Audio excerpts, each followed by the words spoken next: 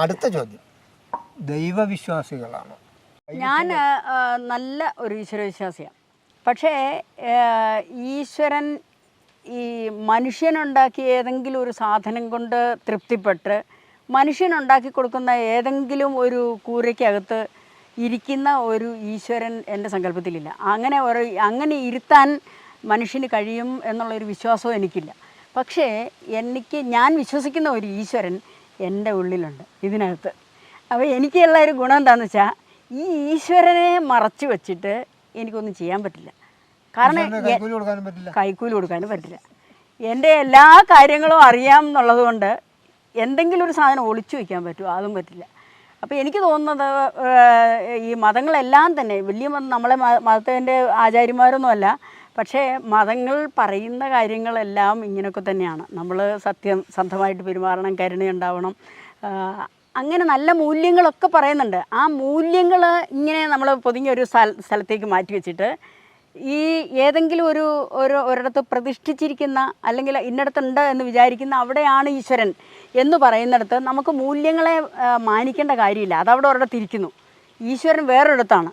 അത് എൻ്റെ ഈശ്വര വിശ്വാസത്തിൽ അതില്ല. എൻ്റെ ഈശ്വരൻ ഏത് സമയവും എൻ്റെ കൂടെ ഉണ്ട്.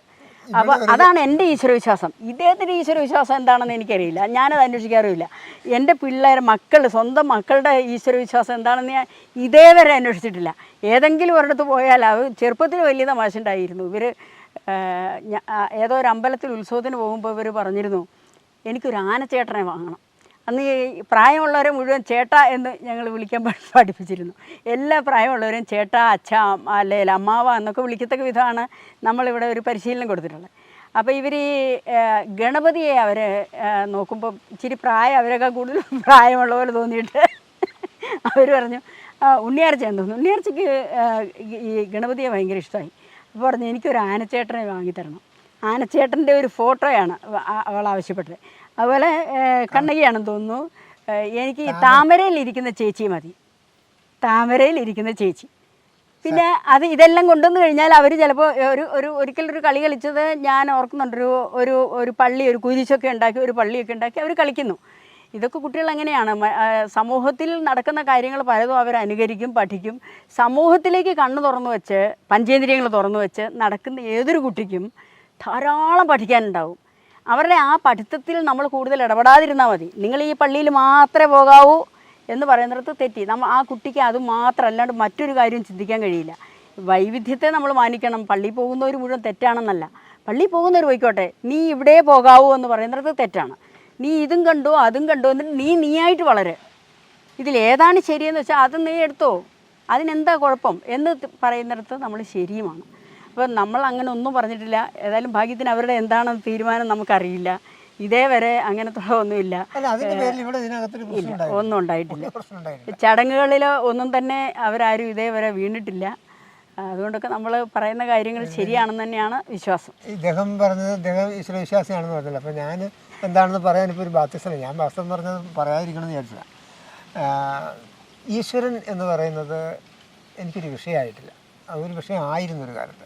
ഇപ്പം ഞാൻ അങ്ങനെ ഈശ്വരനെ തേടി പോകാറില്ല. കാരണം ഈശ്വരൻ എല്ലാ മതങ്ങളും എല്ലാ ആചാര്യന്മാരും ഒക്കെ പറയുന്നത് ഈശ്വരൻ സർവ്വവ്യാപിയാണ്, സർവജ്ഞാനിയാണ്, എല്ലാ കാര്യങ്ങളും അറിയുന്നയാളാണ്, ഇങ്ങനെയൊക്കെ പറയുന്നൊരു ഈശ്വരൻ. അപ്പോൾ ആ ഈശ്വരനെ തേടി ഞാൻ പോകുക എന്ന് പറഞ്ഞു കഴിഞ്ഞാൽ ആ ഈശ്വരൻ എന്നെക്കാളും താഴെയായിരിക്കണം. ഈശ്വരൻ എല്ലാം അറിയുന്നുണ്ട് എങ്കിൽ ഈശ്വരൻ തീർച്ചയായിട്ടും എൻ്റെ കാര്യങ്ങൾ അറിയുന്നുണ്ട്. ഞാൻ പിന്നെ ആ ഈശ്വരനെ തേടേണ്ട കാര്യമില്ല. പിന്നെ സർക്കാർ പട്ടയം കൊടുത്ത ഭൂമിയിൽ ഇരിക്കുന്ന ഒരു ഈശ്വരനെ എനിക്ക് വിശ്വാസമില്ല. സർക്കാരിൻ്റെ പട്ടയം ഇല്ലാത്ത ഒരൊറ്റ ഈശ്വരനും ലോകത്തിൽ ഒരു സ്ഥലത്തുമില്ല.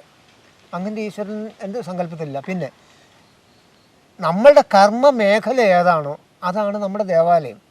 അവിടെ നമ്മുടെ കർമ്മമാണ് നമ്മുടെ ഈശ്വരൻ. നമ്മൾ ഈ പറയുന്നത് പോലെ ഈശ്വരൻ സർവ്വവ്യാപിയാണ്, തൂണിലും തുരുമ്പിലും ഒക്കെ ഉണ്ടെന്നൊക്കെ ഇവിടെ വിളിച്ച് പറയുന്നുണ്ട്. അങ്ങനെയാണെങ്കിൽ എൻ്റെ ശരീരത്തിൽ ഇപ്പം ഇദ്ദേഹം പറഞ്ഞതുപോലെ എൻ്റെ ശരീരത്തിൽ ഈശ്വരൻ അത് കോപ്പി അടിക്കില്ല.